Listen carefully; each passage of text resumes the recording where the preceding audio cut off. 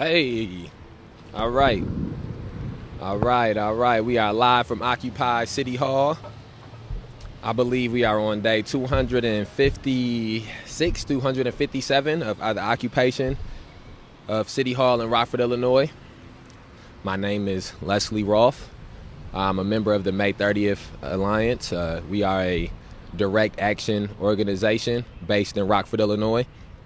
We have been partaking in a occupation of the City Hall in Rockford, Illinois since October 3rd, 2020. On October 2nd, 2020, an unarmed black man was shot while running away by the Rockford Police Department. The officer who shot him was named Dominic McNeese. That officer, 2 months later, that officer will be cleared of any wrongdoing in shooting Tyrus Jones, who was unarmed and running away. We came out here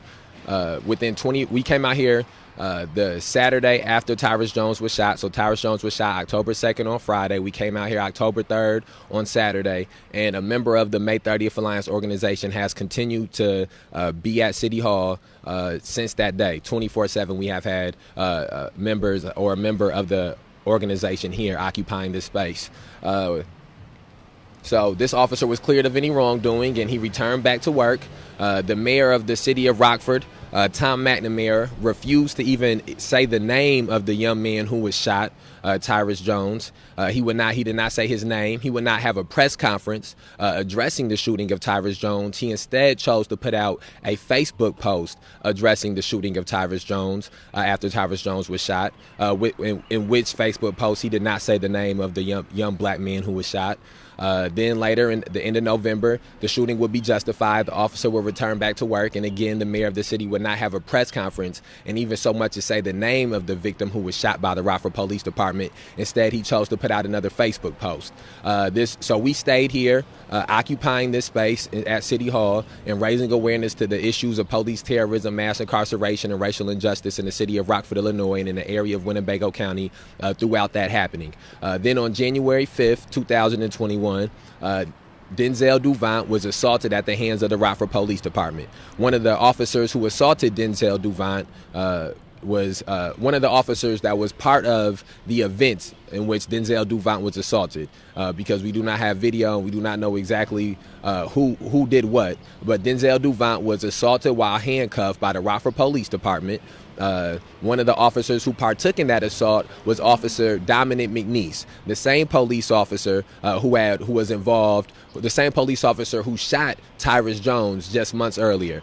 We have a picture on our Facebook page in which you can see the image of Denzel Duvant, and both of his eyes look closed. There's blood on his face, and he was beat while handcuffed by the Rockford Police Department. Again, the mayor of this city, Thomas McNamara, chose to say nothing about that, have no press conference or have no video speaking about the ongoing police terrorism that was taking place in the city.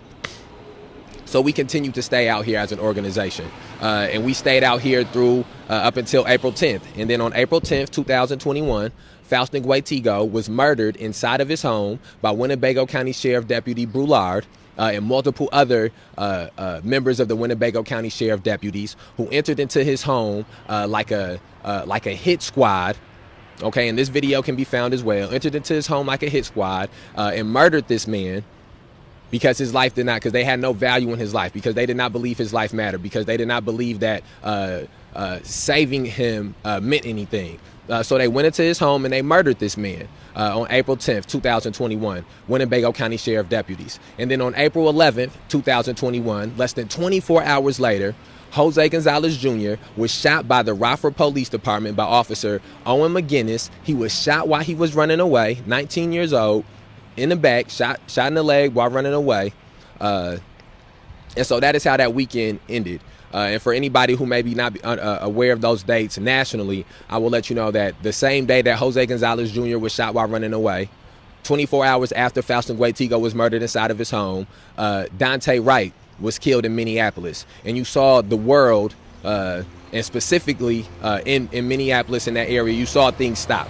And you saw the officer immediately, not just that officer, but the chief of the police, both of them were immediately removed from their positions. And then the officer is now facing charges. And so I want people to understand that the context of what is going on in the city of Rockford, Illinois, and what is going on in Winnebago County before I start speaking on the specific reason I'm making this live.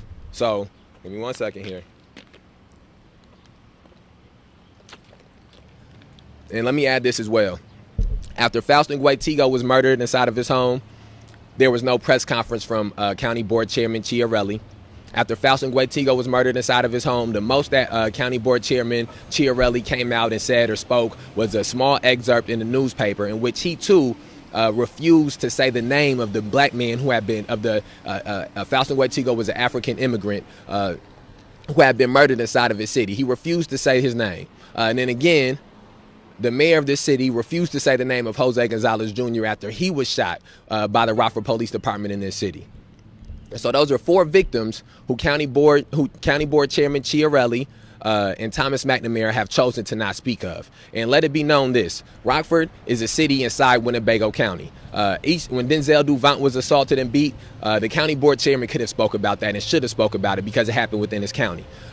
When Tyrus Jones was shot, the County Board Chairman should speak about it because it happened within his county. And it was a different County Board Chairman at that time, just to make sure that we are on the same page.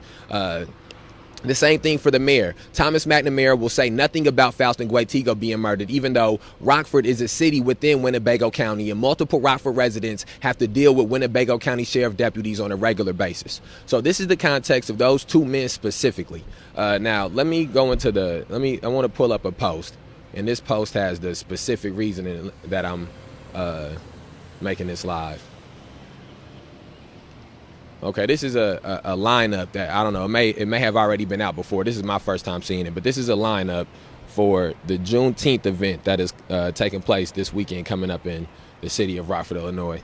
And I want to go through and speak about some of the things that's detailed on this graphic. The first thing that I want to speak on, because we just talked about it right now, excuse me. Friends, right here low at the bottom, if you zoom in at the bottom right here, you'll see it says supporters, friends of Thomas McNamara.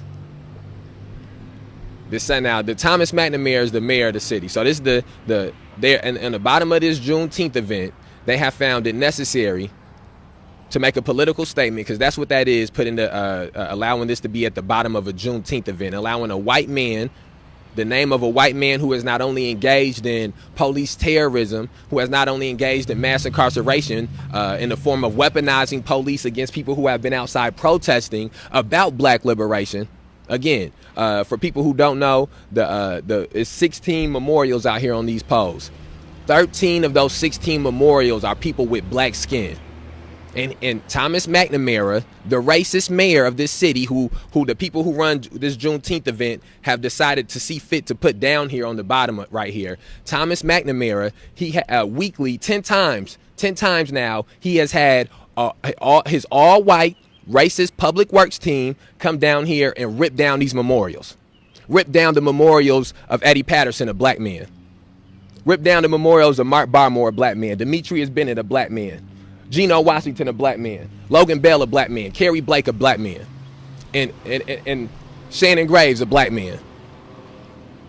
Lil Mike Sago Jr., a black teenager, 16 years old. And then you see fit to put his name down here, his friends of Thomas McNamara. Thomas McNamara is not a friend of black people.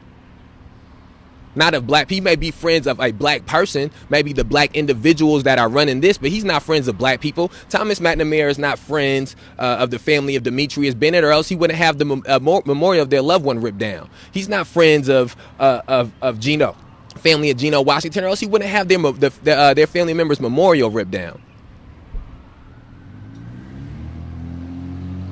This is a man who, on the bottom of an event that's supposed to be Juneteenth, celebrating what they are saying is celebrating black liberation. They put on the bottom of it names of a white man who has constantly, consistently, and vigorously worked against black liberation. He has worked for black oppression. Not only that, these memorials that Thomas McNamara's racist public work teams is ripping down, they're now giving fines for them, $750 fines for each memorial for every day the memorial is up. With 16 memorials out here, they're giving out $750 fines for each memorial for each day the memorial is up. And you see fit to put that racist man name at the bottom of the something for black liberation, at the bottom of something for Juneteenth, for that's speaking about the ending of white oppression. That's not the ending of white oppression, but again, because it's obvious, and this is the thing, it's obvious that the people who are involved with this have a very different definition of Juneteenth than I have. So I'm trying not to insert my understanding of Juneteenth into theirs, because my understanding of Juneteenth would not allow the city of Rockford. Let me show you this too, because my understanding of Juneteenth would not allow, right there, you see that says the city of Rockford. You want to know what else says the city of Rockford? It says the city of Rockford on the citations that I've gotten for being outside of here protesting about black liberation. You know what else says the city of Rockford on it? It says the city of Rockford on multiple of paperworks that I've got from being arrested while protesting about black liberation. You know what else says the city of Rockford? The city of Rockford, if you look up and see the check that was given to multiple of these victims of police terrorism, it says the city of Rockford on there, because the city of Rockford is responsible for these police officers that engage in mass incarceration and police terrorism and racial injustice in this city. And also, let's get us to this place too, where it's the city of Rockford is the reason for the inter-community violence that takes place in Rockford. It is not Jamal's family from up the street, or Ray Ray's family from up the street, or this gang from down the block. That's none of these things have been in existence as long as Rockford has. And as long as Rockford has been in existence, it has profited off of racism, because it's not a city in this state, and it's not a state in this country that has not profited off of racism. As long as Rockford has been in existence, it has perpetuated miseducation of black people. We live in a city that has been, we got time. Because I say this all the time. Let me look up. RPS School District 205. I'm gonna get the exact wording. We got time. School District 205 versus people who care. Because this is Rockford too. It's just they want to say one part of Rockford. And we don't got time. I don't got time to go through the full thing. Hold on, let me see. Okay. This is from People Who Care School Board versus the People Who Cares versus RPS School Board District. In 1994, the district judge found by inference from my man's rocking. In 1994, the district judge found by inference from disparities in educational achievement between white and minority students, and from the school board's failure to take effective measures to prevent individual public schools from becoming all white or all minority, that the board had indeed engaged in intentional racial discrimination. The board did not appeal, and so the litigation moved into the remedial stage, presided over by a magistrate judge with the consent of the parties. A formidably complex and ambitious remedial decree was entered in 1996, provoking appeals that led us the following year to vacate many of its provisions, such as racial quotas for cheerleaders, super seniority for minority teachers, unrealistic goals for closing the white minority gap in test scores, and limits on the number of minority students who could enroll in remedial classes. We pointedly warned against, quote, ambitious schemes of social engineering, end quote, and stated that children, quote, should not be made subjects of utopian projects, end quote. Apart from misdescribing our opinion as having merely I'm not going to go read this whole thing, but this is my point. This is Rockford. That is also Rockford. So when you have a city that has this is a long ass thing. I'm not gonna read through this whole thing, but look this up for yourself. When you have a city that has been on record as engaging in segregation of school systems and giving unequal education to minorities in the school systems, when you have a Juneteenth event, you don't put that city on the bottom of that shit unless it's bought and sold by the city. County, and another name that's on here, County Board Chairman Joe Chiarelli. County Board Chairman Joe Chiarelli. Again, this the same white man that didn't even have the decency Then have the decency to have a press conference after a man was killed by the law enforcement that he is the chairman over. Winnebago County, he is the chairman over the Winnebago County Sheriff's deputies. That's his law enforcement. When they murder somebody that look like the people Juneteenth is supposed to be celebrating, when he murdered somebody when his officers murdered somebody who looked like that, what did this man do? Nothing. He sat to the side. He didn't say nothing. If it wasn't for people putting chalk over at the on the county board, on the county administration office, he would have said nothing at all. It would have been no newspaper story. He would have said nothing. And that's who name y'all see fit to put down here as a supporter?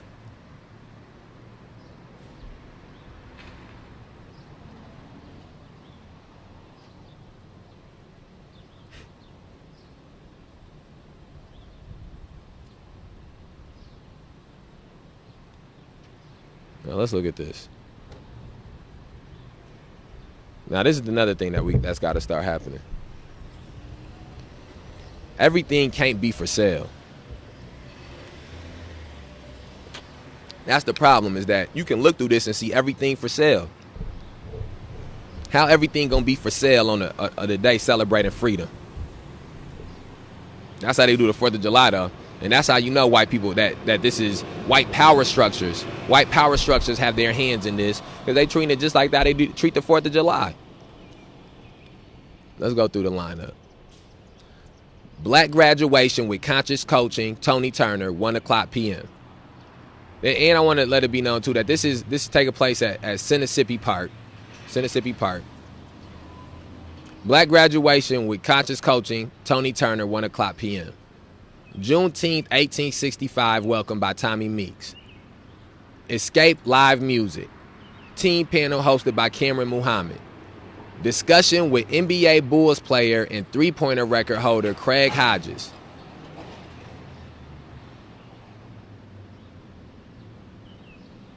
At 4:00 p.m., basketball player on Juneteenth. And somebody's going to speak about things that he's done or things that activities that he's done outside of basketball. That's cool, but is he presented as him as a basketball player?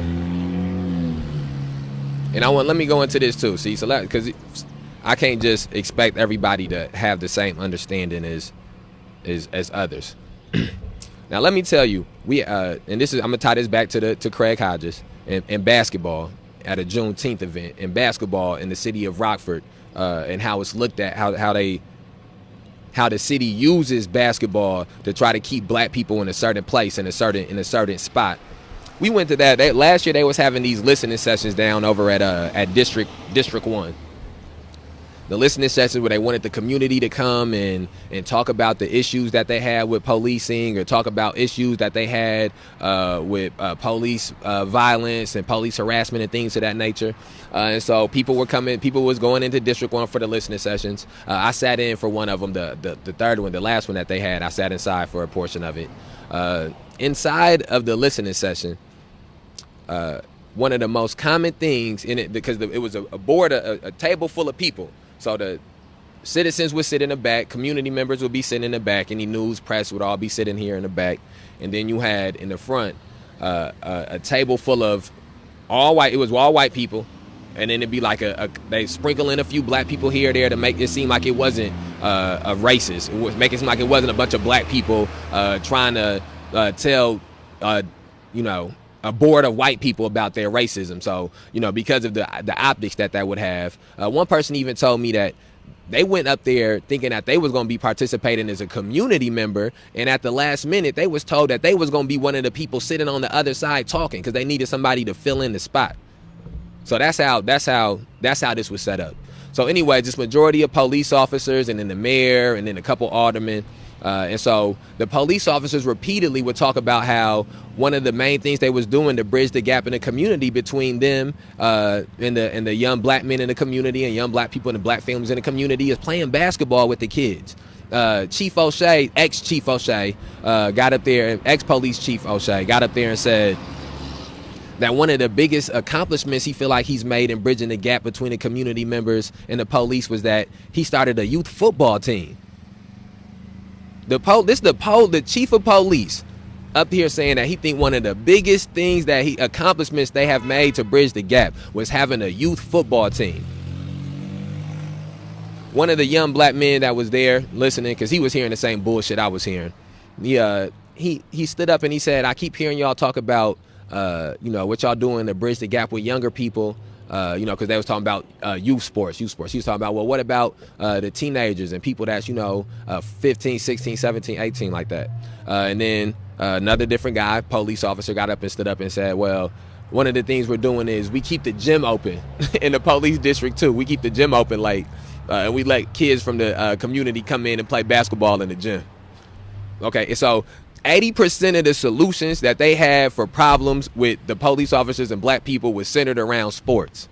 It's a reason that the mayor of this city and that this city shut down half of downtown in 2019, shut down half a city market in downtown, so that way they could give Fred the key to the city and show this type of unity and this support that they got for black people, this black athlete. And then the next year, when people went and protested in that same spot in that same area, police officers pepper sprayed them. Police officers punched them and kicked them and threw them to the ground and falsely arrested 33 people, sometimes multiple times over.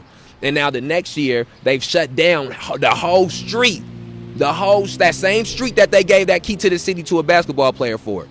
Again, and that has nothing to do with dissuading Fred's accomplishments or Craig Hodges' accomplishments. What it does is it lets you know the type of mind state that these power structures have, that these institutions have, and the type of positions that they are fine with black people being in, and the ones that they are not fine with them being in, and why these things are perpetuated, and why. So that way when you see on an event that also says Rockford Park District. Now, I want you to say this too. Rockford Park District, Chief of the Park District, Park Police Theo Glover, was in charge of the park where black children were pepper sprayed. And you put the Park District on here? That's for that. The same Park District where the chief of the police of the Park District, chief of the Park Police, stood and told me on Thursday, nobody who was within this area in this park, in the Rockford Park District, nothing would happen to nobody in that area. That was a protest zone, that people could protest there, nothing would happen to them.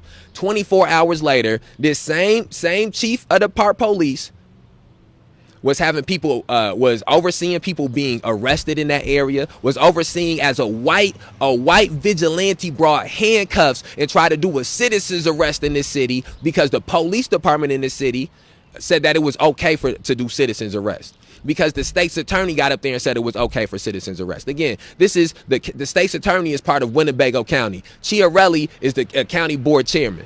See, all of these institutions that perpetuate racism, all of the individuals that perpetuate those institutions that perpetuate racism, they all down here at the bottom of the Juneteenth event that they charging you money to go to. Bought and sold. So other slaves had slaves.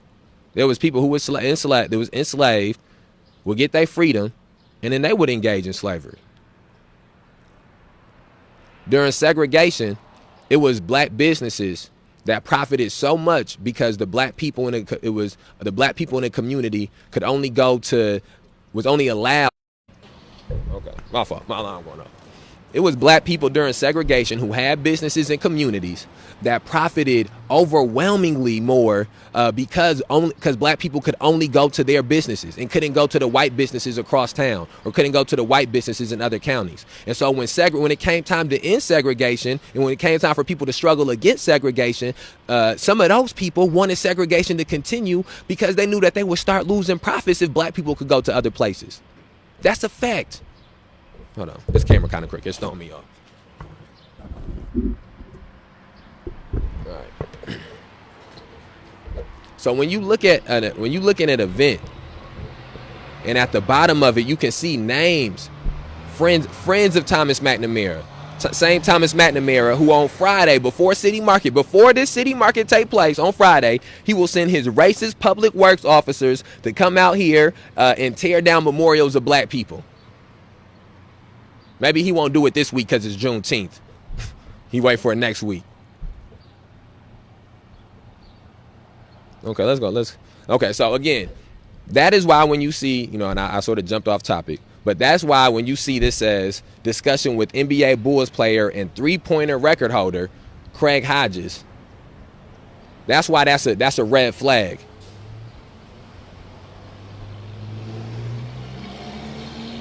Cash giveaways at Juneteenth. Cash giveaway. 3-point basketball player and cash giveaways. And again, remember, at the bottom of this is a bunch of white people who run white power structures, run white institutions that perpetuate racism.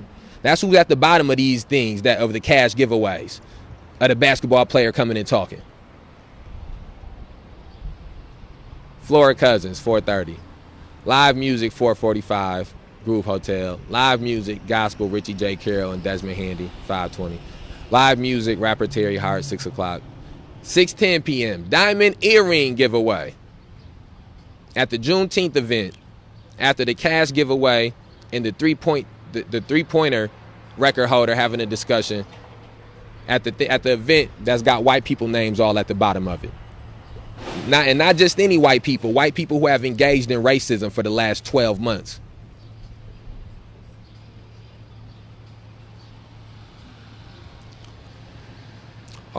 Dorothy Page, 6:20. Author Dr. Apostle Charlene Knight, 6:40. Juneteenth Community Awards, 6:45. Live music, 7 o'clock. Trip giveaway, 7:40. Trip giveaway at the Juneteenth event. Live music, Too Deep.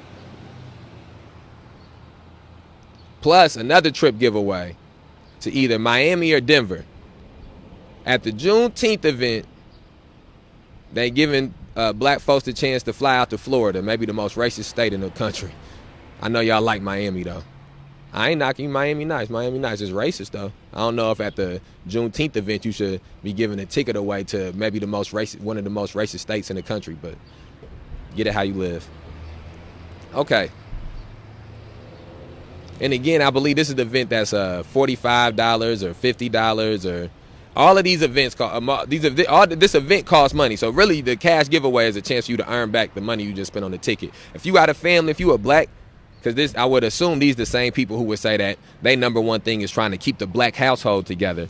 So that means you got a black household, a father and a mother, and you got 2-3 kids. You finna spend a couple $100 at the Freedom event. Couple $100 at the Freedom event.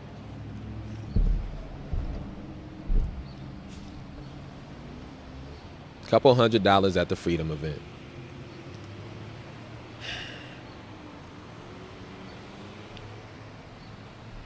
Couple $100 at the Freedom event. I'm sort of at a loss for words. I'm not gonna lie. I'm at a loss for words. I'm trying to make sure. I'm trying my best to not be attacking or be offensive, but at the same time, when you see that something like this is happening in the moment that we in America right now, the main issue in cities around this country are on black liberation in the form of struggling against police terrorism, mass incarceration, and racial injustice. Wherever you look around this country, that's something that's going on. Wherever you look, the biggest social event, a pandemic was going on last year, and is an argument to be made that the Black Lives Matter movement and the struggle against the struggle for black liberation was as big as an event as the pandemic. And we live in a city that has done everything in its power to pretend as if those things, that event, the struggle for black liberation, that event is not going on. The struggle against police terrorism, this city has done everything to pretend as if that issue is not going on. We stand a year removed away from May 30th, where multiple police officers pepper sprayed black people, tased black people, punched black people, kicked black people, elbowed black people, falsely arrested black people. Because, and again, it did it to white people, to everybody felt this wrath of these racist, inhumane, corrupt, bloodthirsty police officers. Everybody felt those things. However, the people that came out there to raise the consciousness about issues that in this city predominantly affect black people. Predominantly affect black people. Again, there are 16 memorials on these poles. 14 of them are people with black skin, or that will be categorized as as having black skin. Again, I don't got time to deal with semantics with people. You know what I'm talking about. Faustin Guaitigo was an African immigrant. He was from came here from a different country, but he was treated the same way that the black people who were brought over here, whose ancestors were brought over here in slavery, and who have been descendants of these slaves have been treated. And so, even though he may not have had the exact same lineage as some of the other black Americans that are on these polls, and it may be some of the other black Americans on this poll that don't personally opt into the concept of being black, and they might describe themselves as African American or something else. But the point of the matter is that these institutions have treated them the way black people in America have been treated, because they have appeared as black people in America, and that's why they have been murdered. And this city of Rockford has constantly protected the officers that have done that. The city of Rockford has constantly protected the institutions that have done that. And so for you to have a Juneteenth event and then to put the names of the people who have protected the officers that have lynched people in these streets is not only hypocritical, it is a betrayal to the black people in this community. And it's detrimental to the young black people in this community to go to a Juneteenth event and see people giving away, having cash giveaways and diamond earring giveaways and basketball players up there talking. It's detrimental. And these will be the same people who put this together. These will be the same people who will, instead of trying to speak about the root issues, instead of trying to attack the root issues, continually try to attack the effects. Continually try. These will be the same people who go around and put in speaking about black on black violence or inter-community violence. This perpetuates that. You giving away cash. You having a cash giveaway at a Juneteenth event, and then you gonna be mad at Lil Ray Ray for sticking somebody up for cash. You got a diamond earring giveaway at a Juneteenth event, and then you gonna be mad at Lil Jamal for trying to rob somebody for diamond earrings. That's what you telling him is valuable. At the same thing, these same people will tell you about the importance of building your own and having your own and black enterprising and black capitalism. And then at the bottom, anybody who know anything know the names at the bottom is the people with the money. The names at the bottom is the ones pulling the strings. You go to a movie. When you watch a movie at the end, you look at when they put the poster, the trailer up for the movie that's gonna come up. All the names that's at the bottom, those the ones in charge. So where it say producers and executive producer, those the ones who in charge of how the movie go. And you look at this. Hold on, let me see where the post at. You look at this. Look at the bottom of that picture, and you see the names that's at the bottom of that. You see the producers of this. You see the producers of this movie you finna go see for $45. Friends of Thomas McNamara, Winnebago County Board Chairman Joe Chiarelli. You don't even just say Joe Chiarelli. It say Winnebago County Board Chairman Joe Chiarelli. City of Rockford, Rockford Park District, Xfinity, Midland Bank. Those the producers of that. And then these same people, instead of actively coming out after people being lynched in the streets, instead of actively coming out when people are being falsely arrested, instead of actively these the same people that go and take their ass to City Market and eat at City Market and engage in the theatrics that go on in City Market. And then they want to tell you about doing for yourself and black enterprising and how they building black commerce. Man, they do. White people is okay in that. That white commerce is being built through white people capitulating to them or compromising with them, because white people know what they can get from it. White people is benefited off of that black commerce. White people is benefiting off of your black capitalism more than you are. This little event gonna do more for the white people that's at the bottom of it than it's gonna do for any one of the Negroes that's on the top of it or involved in it on the top. Maybe except for the person who got that picture on it.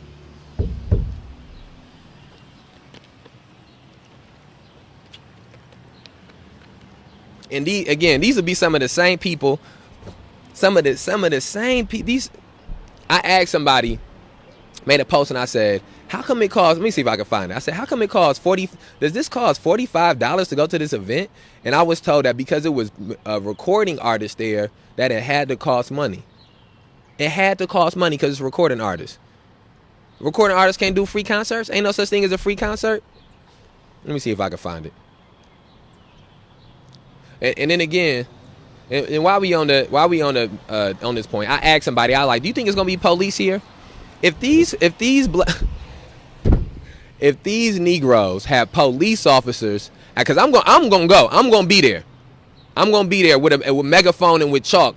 If they got police officers at this event, that will let you know why we are in a predicament, in the situation in which we in this city. That will let you know why we are in a predicament that we are in this city. Because and that's one of the things that I have wondered multiple times. Sometimes somebody asks me, "Oh, the churches came out, or where the black preachers at, or where this?" And and one of the things I always say is, everybody got a ways of revolution on the levels in which they exist. But between what has gone on at City Market, because I've watched as black people have chosen to try to help racist Kathy McDermott out, and that's what Kathy McDermott is. She's a racist. Tom McNamara is a racist. Joe Chiarelli. These are all racist white men. If you sit down with them and go through go through their list of actions of a list of events and their actions and their reasonings for those actions, for those events, and I promise you, by the time you leave there, you will know they're racist just like me too. See, this is the problem, is that the majority, especially in this city, of white people have never been challenged to not be racist. They've never been challenged to not be racist. They have, and they are white. They're white people who are deciding and defining what racism is and what is not racism and what's not racist. I've watched this white people, but a white man came up to me. Let me tell you how deep rooted this shit is. A white man came up to me while I was writing in chalk down here a couple of weeks ago, and he came up to me. He drunk. He came up to me and he said, "I'm not you. You said, as it says, racist. It said RPD is KKK. I'm not racist, man. I want to let you know I'm not racist. I got a black daughter. This is my black daughter. I'm not racist." His white girlfriend come up and is telling him, "Baby, let's go. He not talking about you. But that's how triggering the word racism is to people who have never been challenged if they're racist or not. To people who have decided what it means to be racist or not. And this white man may not be racist. I'm not doing this live to proclaim that white man was racist because he came up to me and said that. But this is what I will tell you. If it is ever a white person who tells you that they are not racist because their children are black, I want you to let them know that the first white men to ever have black children in this country was slaveholders, and was the most racist men and the most despicable men that this country has ever produced. So saying that you have black children has nothing to do with the fact that you are or are not racist, that you are or are not prejudiced. It'd be no different. That's to be no different than if a man came. If I was talking to a man again, because I try to make sure that people don't think that that I'm saying something that I don't wouldn't apply to myself. If as a man I said the reason that I'm not misogynistic is because I have my mom, because I have my mother's a woman, or I have a daughter. Though that wouldn't negate the fact that the original people to be misogynistic in this country were men who had wives, were men who had daughters, and that's how they implemented their misogyny, was through them. That's how the original white men implemented their racism, was through their children.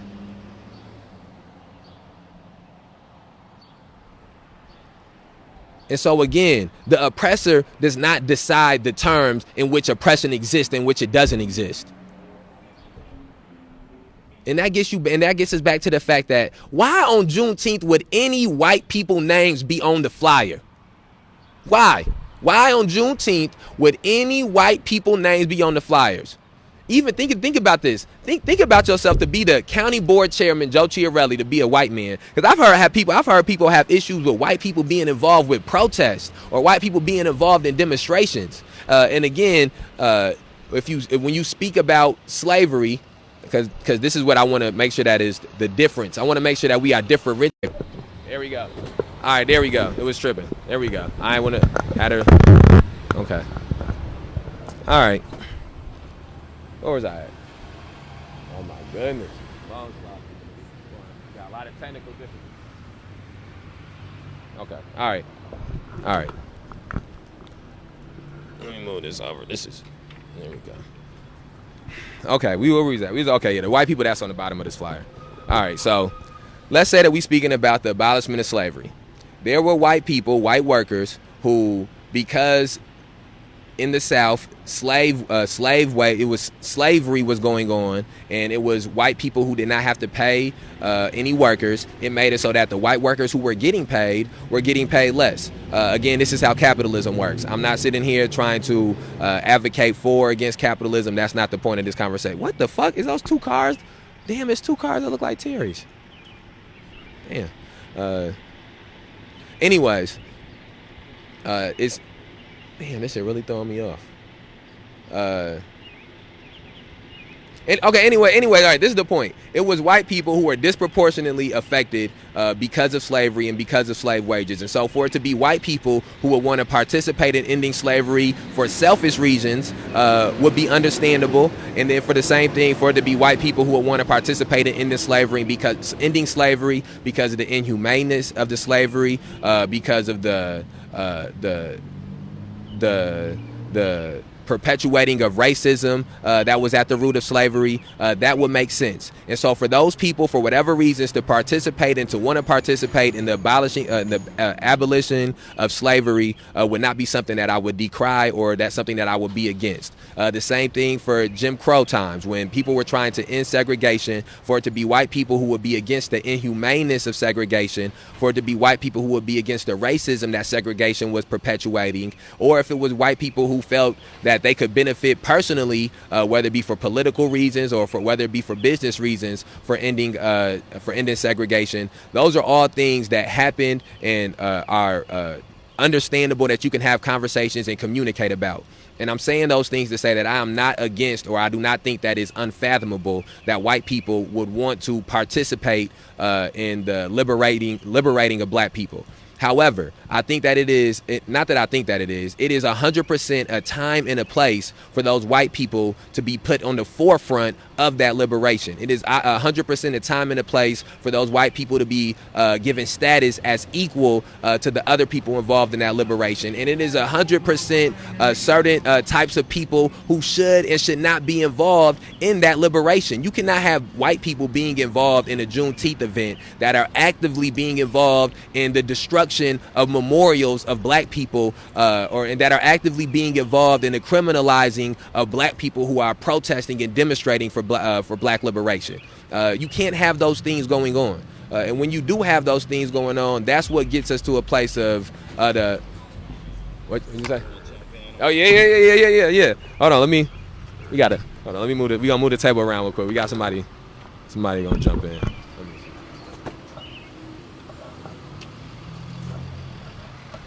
The table was messing up on me. No, you good. I had to move it anyways.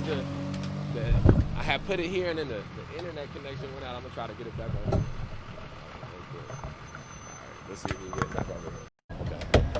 Yeah. Okay. And again, for anybody that's just hopping on, we speaking about they just put out the order of events, you would describe it, on the Juneteenth event. And here, and this is what I do. I said,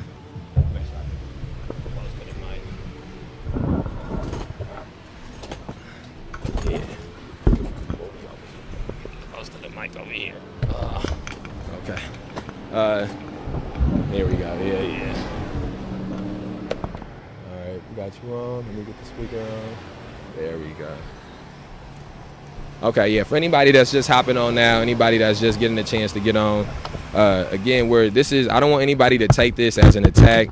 I'm trying my best to make sure it does not come off as an attack, because that's not what it is.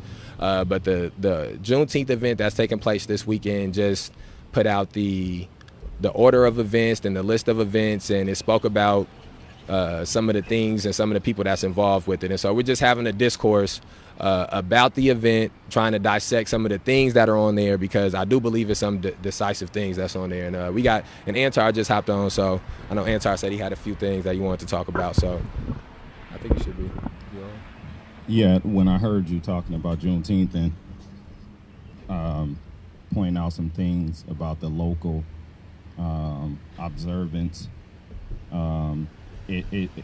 it made me think, of course, some of these things are things that people have been noting in the community for a little bit. And as you said, it's not about an attack. It's more, for me at least, hoping that education and edification will change the way things are done. So one of the things I thought of is, and then I just read an article that stated that the protests around George Floyd is the reason why Juneteenth is receiving national prominence now. Right. So to your point, let me repeat that. The last year's protests around George Floyd is the reason why Juneteenth is receiving national attention now. This was stated also by national organizers on NPR yesterday. I would advise or ask people to go and check out the news story that was on NPR yesterday about Juneteenth. So if nationally Juneteenth is receiving more prominence, and of course locally, this is the first year that I can recall there's almost 4 Juneteenth events. Yeah, it's a bunch of them. Usually it's one or so. Last year there was a march and rally and demonstration, which is probably the most relevant thing for Juneteenth, because let's go back and look at the real true history of Juneteenth. Even on one of the local flyers, let's go back and look at the real true history of Juneteenth.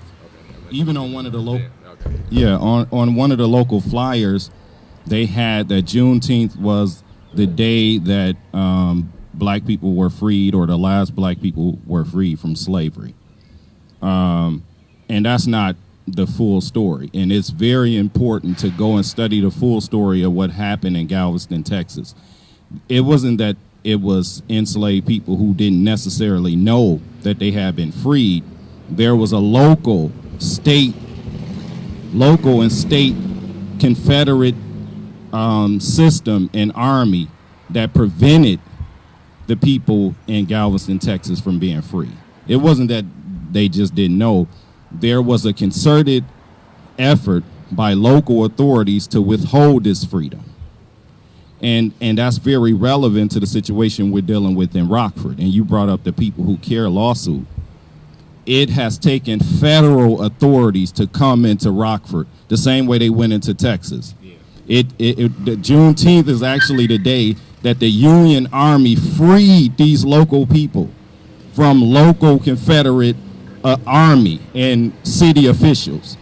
And that's why it's important to notice history. And then the thing we've noticed in local celebrations, if you look, if it wasn't for this live, perhaps, hopefully maybe people will listen and learn, you could go to Juneteenth and not find out anything about Juneteenth. Maybe a sentence or two. Yeah. And that's why I said, go listen to the NPR. They were talking about Juneteenth celebrations going on nationally. And one of the ones that I noted, I think it's happening in Springfield. The Juneteenth celebration is a week-long educational process where they take the people from 16, 19 and bring them up through all of the struggles for freedom that we have had to go through as a people to even get to this point. And that's what we're talking about. If Juneteenth should be relevant, it's okay to celebrate. It's okay to showcase the tremendous talent that we have in our community, the tremendous the music, athletes, talent, you can celebrate. This is nothing against those people, but we have to educate our people. It is not okay to have people at the bottom of the flyer that try to prevent us from doing what is nationally helping Juneteenth. The state legislation, that was because of George Floyd protests. So how can in Rockford you have at the bottom of your flyer people who this brother has been out here for 250 some days to let you know about these very entities that are at the bottom of the flyer. That is not okay. And it's no attack, and we want the people, the organizers of Juneteenth. You ask the organizers, you ask the people that are putting on Juneteenth, what is it? And how is it significant? How do you feel about the fact that the George Floyd protest or the Black Lives Matter protest is the reason why Juneteenth is receiving prominence?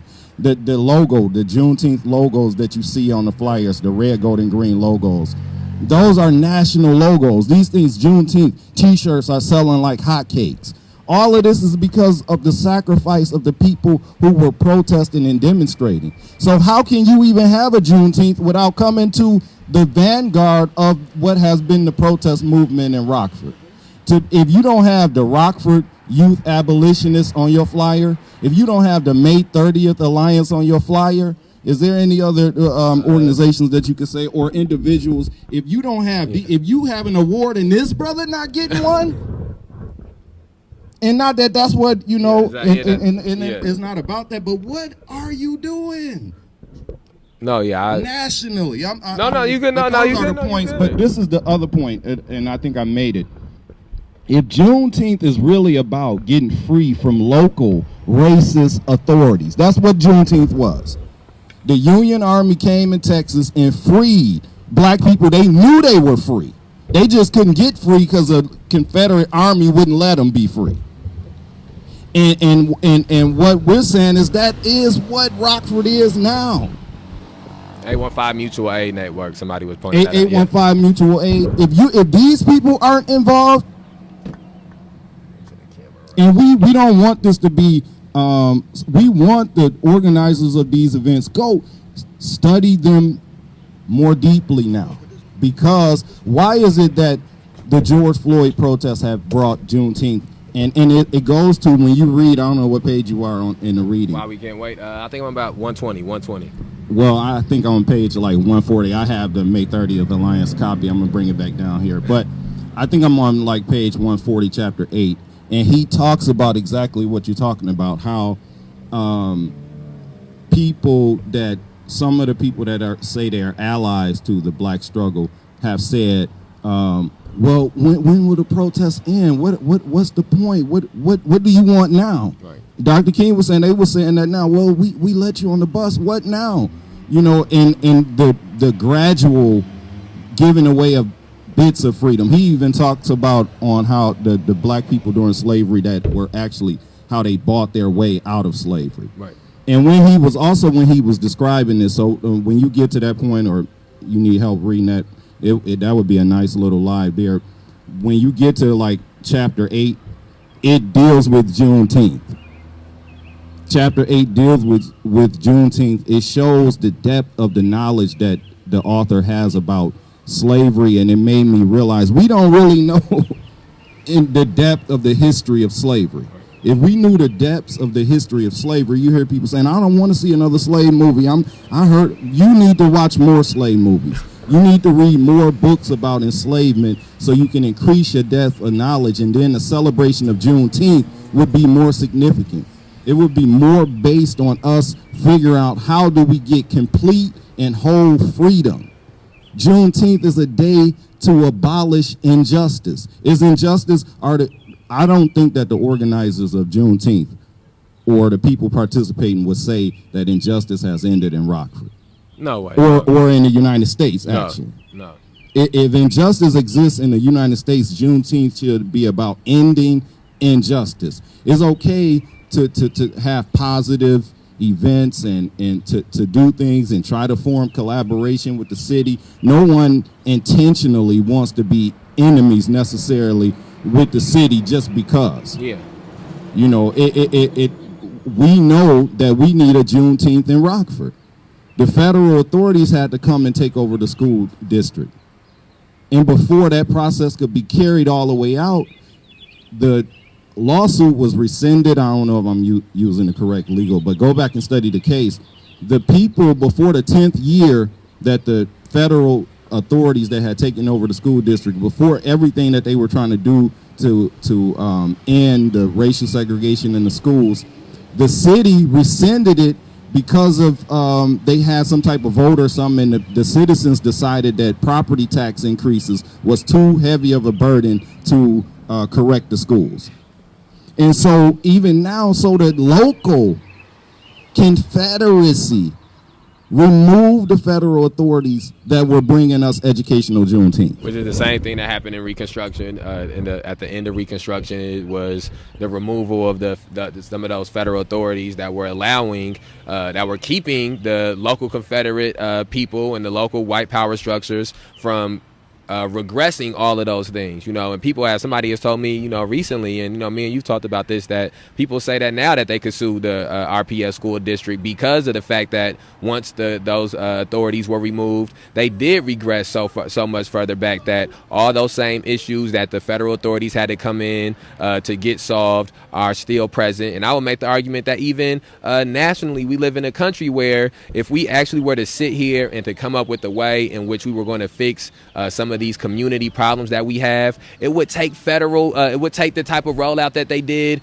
in Hurricane Katrina. It would take the type of rollout that they did for the pandemic that just passed. It would take that type of power because that's the type of power that has gotten us into this situation, So I think even nationwide, to be celebrating these events in certain cities in which, even though it may not look the same way as slavery, it may not look the same way as Jim Crow, we know that in Chicago and in Rockford, that black people live in worse conditions than white people live in, and it's done purposefully. That black students and white students have different conditions at their places of education, and it's done purposefully. That police officers treat black communities and white communities differently, and it's done purposefully. That the things that are perpetuated into these communities, in the book The End of Policing we read, they talked about how each one of these issues that policing problems represented, they speak about how it was a point in time in which police departments would allow those things to be perpetuated there, where when they would redistrict cities or remove around cities, they would purposefully allow for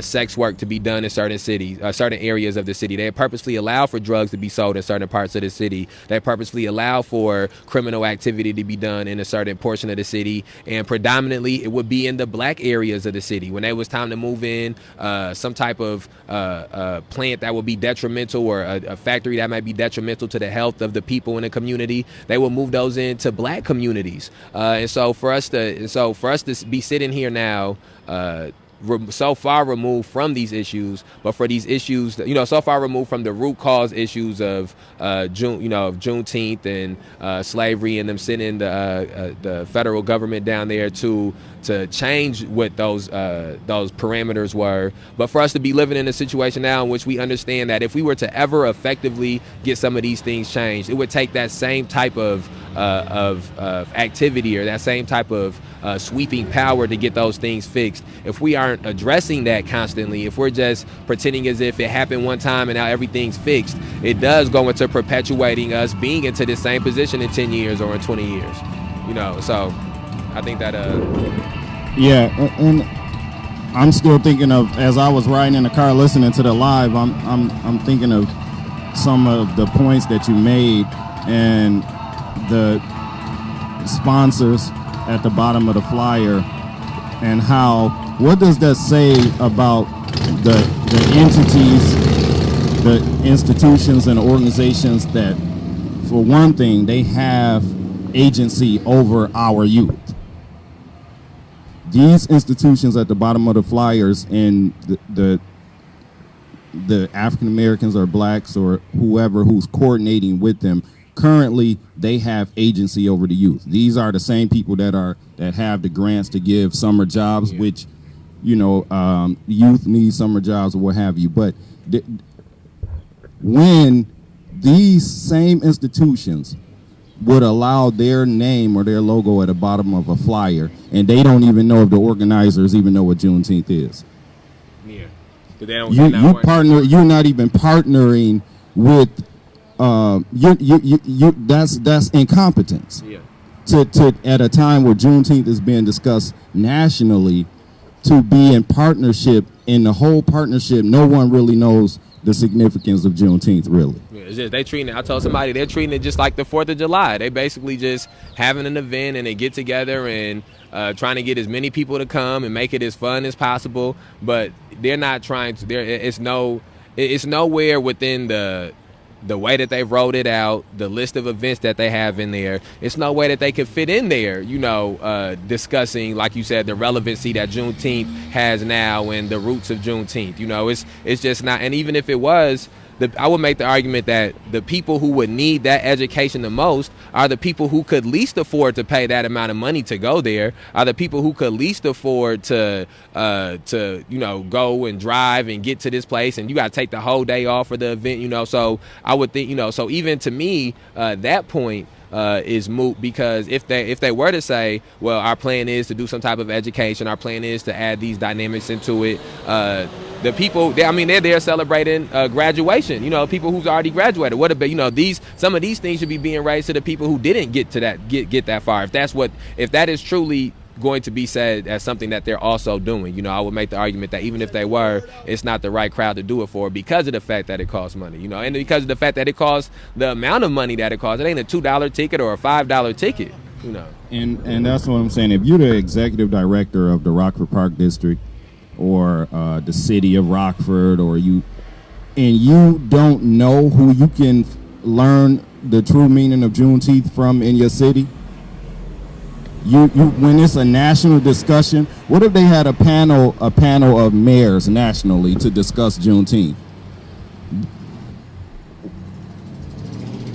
Based on the people that the city of Rockford is partnering with, they would know what the significance of Juneteenth. They would know. They wouldn't have anything significant really to add to the discussion. And in a city like Rockford, that's very important. And that's what we're saying.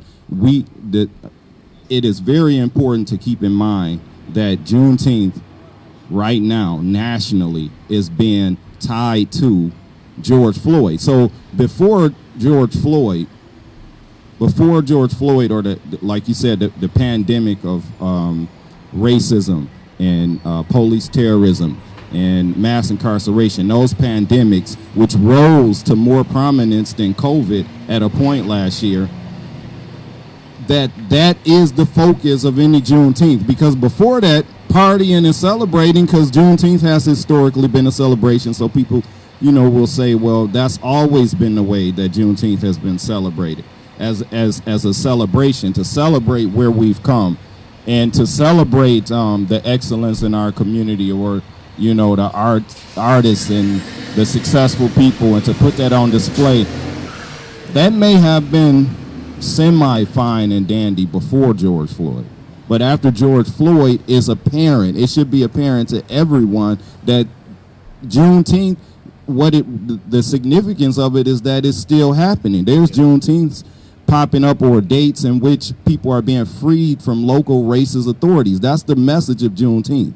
Saying that, to me, I feel like the problem has been too often that it's no conversation about these things. There's no true dialogue or no discourse about these things. The same thing with City Market. I feel like the reason that they were so able to do this 60% minority and roll it out that way, and people were able to, and the reason that they were able to do it is because they felt no one would have a deeper conversation as to why they were having 60% minority and women.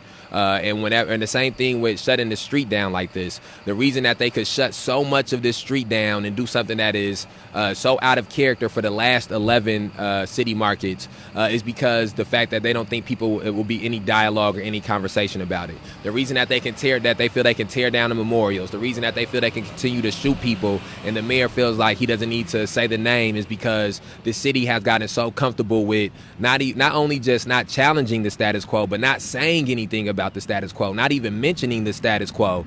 And I believe that's why they think that, it's on Juneteenth, it makes sense to put the city of Rockford government on the bottom of it, when again, like you said, Tyrus Jones was shot last year. If any money is paid out to his family, it will have the city of Rockford on there. Every Mark Barmore, when it was a settlement paid out for the murder of Mark Barmore, the city of Rockford paid out that settlement. When people are the same thing for Winnebago County. If you were to be anybody that's falsely in prison right now, County Board Chiarelli, that's his county. The officers who went and murdered Faustin Guetigo in his home, politically, those are his officers. And so, again, they don't have to have these people be put onto there. It is politically advantageous for the organizers. There's reasons that they do it. I'm not saying I don't understand the reasons that they do it, but they do not have to do it. And so it tells you the fact that that they would go and do that they feel they won't be challenged. They feel nobody will talk about it. They feel that it won't be disadvantageous to put the name of a mayor who refuses to say the name of people who have been shot by his police department at the bottom. The same thing for the city of Rockford. I told me and Terry talked, and I asked Terry if you think it'll be police officers out there, and he was like, yeah, I'm sure there probably will be police officers out there. And to think that they would have security be done by police officers when, like you said, this is raising to prominence because of the murder of George Floyd, and then the protests that came around the murder of George Floyd, and because of the way police officers reacted to those protests, and these police officers continuously not just in America, but in the city of Rockford, continuously react in those type of violent type of ways towards protesters. It just really says to me that one of the main problems is not only just that people don't know, but that the people who do know refuse to say anything, which is one of the things that Dr. King spoke about, his disappointment with the white church, was that they just were deciding to just stay neutral and to say nothing at all. And he said, and I feel the same way now when we talk about the black community. I think that in 10 years from now, we may have to be apologizing to young black children and young black teenagers, not because of the lack of action of the black people who did agree with these things, or not even because of the black people who disagree with these things, but because of the quietness of the black people who chose to not have no side, who chose to just stay on as a spectator as these things happen. And because we know that if we stay as spectators, the issues will stay there. The issues will stay the same. Yeah, and one of the questions has always been, we talked about, is as if the city of Rockford is like Domino's Pizza, putting the logo at the bottom of the flyer. So then when you have a party and Domino's Pizza or Feli or whoever sponsors your event, they pay, right, to get the logo down there. Yeah. So what did the city of Rockford, the Park District, such and such bank, what did they give to the organizers of Juneteenth? Because it's various celebrations this year, but it usually, for the most part, I only knew of one in years past, besides last year when there was a demonstration and protest. What did the city of Rockford give to? It should be given to the whole community because Juneteenth is not owned by anyone. So what did the city of Rockford give that would make it so that their logo should be at the bottom of the flyer? What did the Park District give? Was it monetary strictly? Right. Did they agree to allow a federal investigation of the shootings of Kerry Blake, Michael Sago? Did they agree to even if it is money, how much of that $35 million did they agree to give to the black community? What did they do to get their logo at the bottom of the flyer? And then at the same time, Dr. King, in the chapter that you're going to get to, hopefully today or someone will get to, he talks about how cheap black life was during slavery, that you could actually buy your freedom for $300, and how you were buying your own self, and so when we look at today in the city of Rockford being able to put their logo at the bottom of June, and that doesn't happen in most places. In most places, that doesn't happen. And in order for Rockford to say, well, we're doing something unique, and that's okay, you don't have to follow what other people are doing.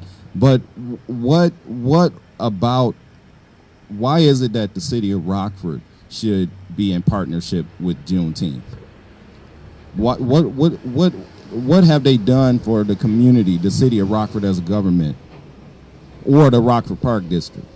They just gave $300 or $200? Xfinity, yeah, all of Xfinity. What did Xfinity give? Yeah, how many black people they done gave forgiving their loans or forgiving their debt? Is at the same time as Juneteenth going on, where Xfinity is at the bottom of this? Is it going to be people who Xfinity is cut off because they ain't pay their bills? And is it going to be black people who the reason they couldn't pay their bills is because of the historic racism that has kept them from having a proper education and equitable employment and equitable equitable living conditions.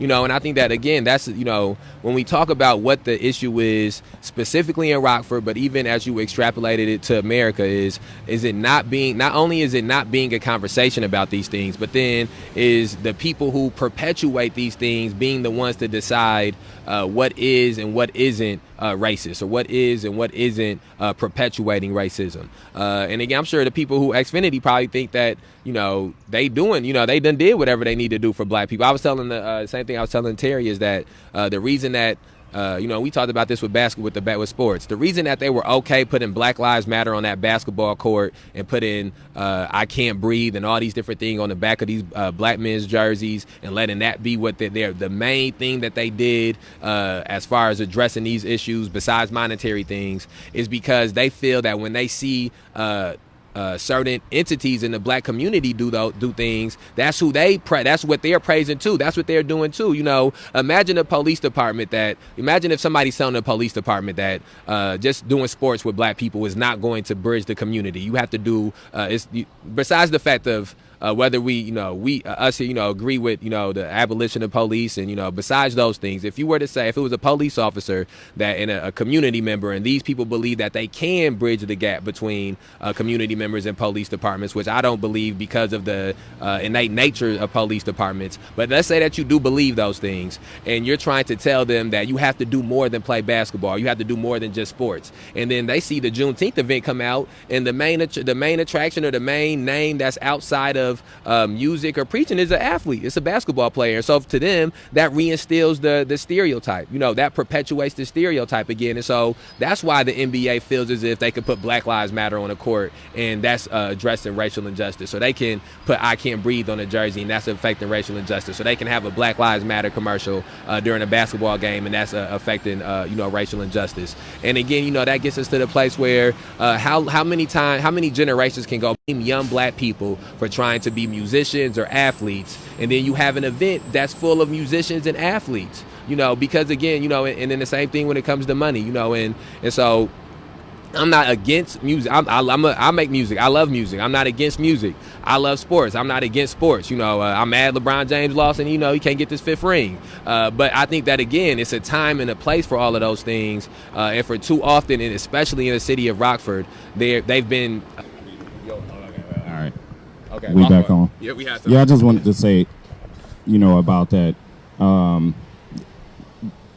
When you see one of the signs of city or entity is that they cheapen, or they do not even attempt to get to the root of the cause of problems pertaining to racism. So we youth violence, or violence, even some people would call it black on black violence, even though it's a variety of different people committing violence in Rockford. But it's too.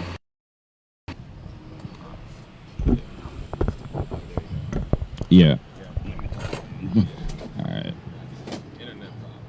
Yeah, there's 2 examples of a time where youth violence was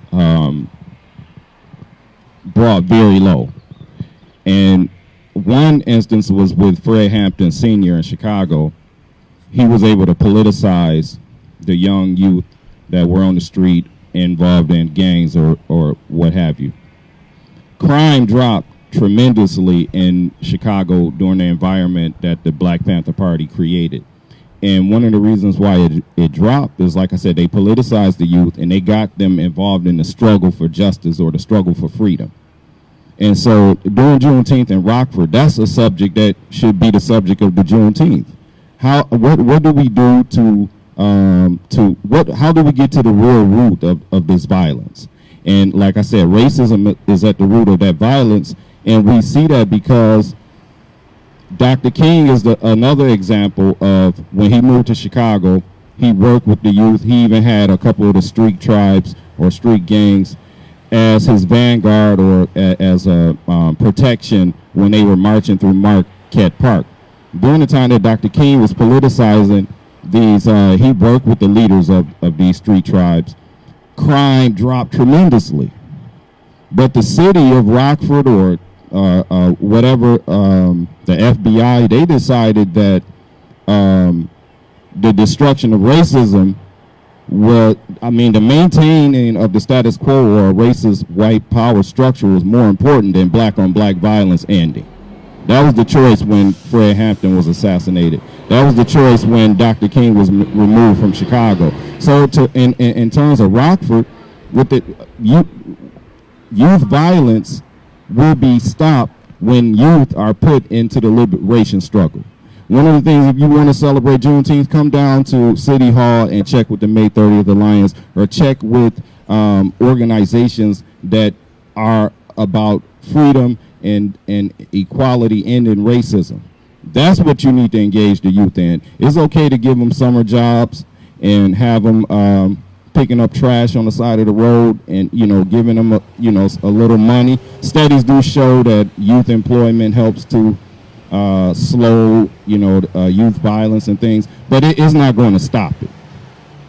And so we have historical examples of when youth violence and how youth violence is stopped. You ask the city or anybody else that you have at the bottom of those Juneteenth flyers if they're willing to eliminate racism as a way to stop black on black and eliminating classism or whatever you want to call it, injustice and corruption, because we can look at the times in which Rockford has received massive amount of federal or state money that was supposed to be used to help injustice in terms of employment, education, or such and such. And we can see that there's examples of those funds being misspent.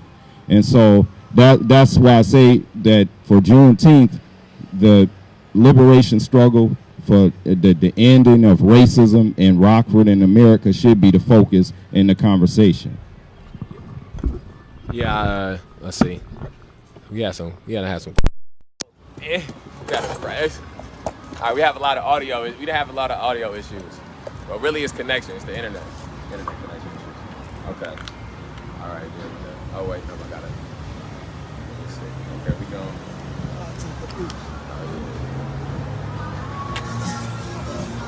Okay. Let's plug this in real quick. All right. There we go. All right, we gon' end it. I got the chords all wrapped up. This was a pretty impromptu live, but we felt that it was necessary to try to address these issues as soon as they presented themselves, so that way they don't linger. So anyways, we're going to do another live later on today. We will do some more of the Rockford reading, continuing to read the Why We Can't Wait book. I anticipate that there will be responses and comments and people talking about this live and some of the things we've said throughout the day. So we will do a live, this evening to try to address that. We'll be at Food Truck Tuesday today at 5 o'clock. So come down to Nicholas Conservatory and get a pamphlet. We got the Winnebago Boone Integrity Task Force pamphlet. Share this live, and we outside. All right, I'm going to end it.